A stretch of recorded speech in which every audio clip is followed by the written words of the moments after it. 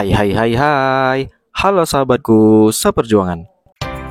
Jika kita mengunjungi kota Paris di Perancis, tentunya belum lengkap jika tidak berfoto dengan latar Menara Eiffel atau latar Eiffel yang ikonis. Sambil berwisata, wisatawan juga bisa mengetahui sejarah Menara Eiffel yang cukup unik ini. Pembangunan Menara Eiffel mulanya merupakan bagian dari persiapan perhelatan Exposition Universelle atau World Fair atau pameran dunia pada tahun 1889. Perhelatan pada tahun itu bertepatan dengan perayaan hari jadi Revolusi Prancis yang ke-100. Pada waktu itu, dilansir dari laman resmi Menara Eiffel, tersebar pengumuman soal kompetisi membangun menara besi setinggi 300 meter tersebut. Proyek pembangunan Menara Eiffel terpilih di antara 107 proyek yang telah mendaftar. Lantas, bagaimana kisah selanjutnya? Mari kita simak. Baiklah, sebelum kita gali lebih dalam lagi, dimainkan dulu ya jempolnya, dan tekan tombol merah, terus aktifkan loncengnya, agar kalian tidak ketinggalan tentang pembahasan sejarah-sejarah yang ada di channel ini.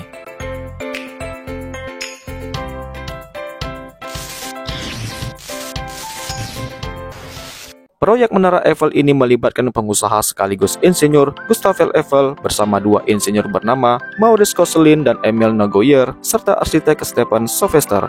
Untuk diketahui, Koechlin dan Noguier bekerja di perusahaan milik Eiffel.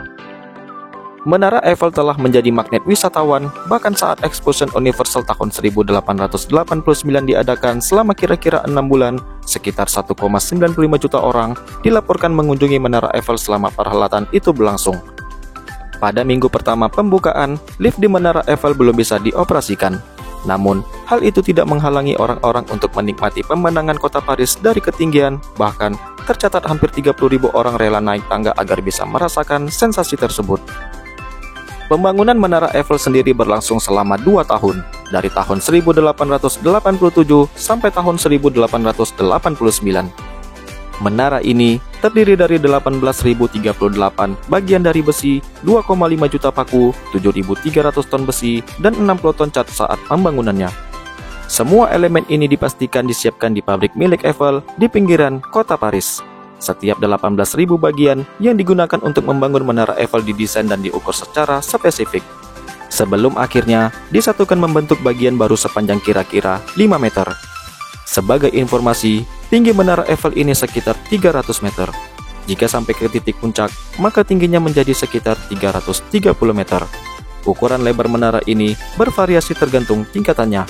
Total lebarnya di dasar kira-kira 124 meter. Yang harus kalian ketahui, rencana dan pembangunan Menara Eiffel ini tidak lepas dari kritik. Banyak pamflet dan artikel dirilis sepanjang tahun 1886 yang berisi kritik serta protes untuk proyek Menara Eiffel. Terdapat pula petisi yang bertajuk Protest Against the Tower of Monsieur Eiffel atau protes terhadap Menara Tuan Eiffel yang terbit di koran Le Temps. Petisi tersebut memuat tanda tangan sejumlah tokoh literatur dan seni. Tapi, Menara Eiffel pada masa itu mempunyai beberapa julukan, antara lain lampu jalan yang tragis, cerobong asap pabrik, piramida bertangga besi yang kurus dan tinggi, serta useless and monstrous atau besar dan tidak berguna.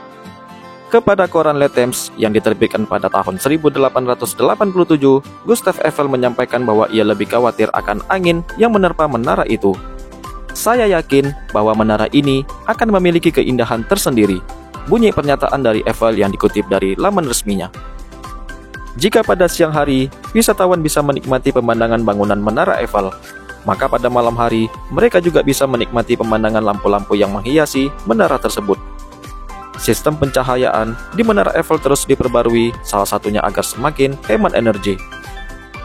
Pada tahun 1958, terdapat 336 proyektor yang menerangi menara ini dari dalam serta memancarkan cahaya dari atas ke bawah. Pada tahun 2004, proyektor ini digantikan dengan proyektor berdaya listrik 600 watt guna menghemat konsumsi energi sebesar 40%.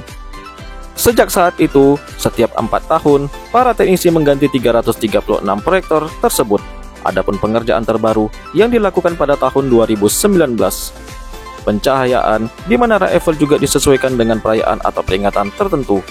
Misalnya, untuk memperingati Olimpiade musim panas dan Paris Fashion Week. Yang perlu kalian ketahui, memotret Menara Eiffel saat malam hari tidaklah ilegal. Setiap individu bisa mengambil foto dan membagikannya ke media sosial. Bunyi kutipan dari situs web resminya. Kendati demikian, aturannya berbeda jika yang memotret adalah fotografer profesional. Hal ini karena pencahayaan di Menara Eiffel dilindungi oleh hak cipta, sehingga foto Menara Eiffel saat malam hari dengan tujuan profesional membutuhkan otorisasi sebelumnya dan kemungkinan akan melibatkan biaya tertentu. Fotografer profesional juga dianjurkan untuk menghubungi perusahaan pengelola Menara Eiffel terkait aturannya. Jadi, inilah yang perlu kalian ketahui tentang Menara Eiffel.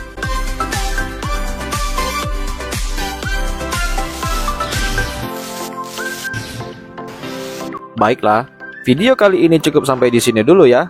Sampai jumpa lagi di video selanjutnya yang pastinya tidak akan kalah menariknya.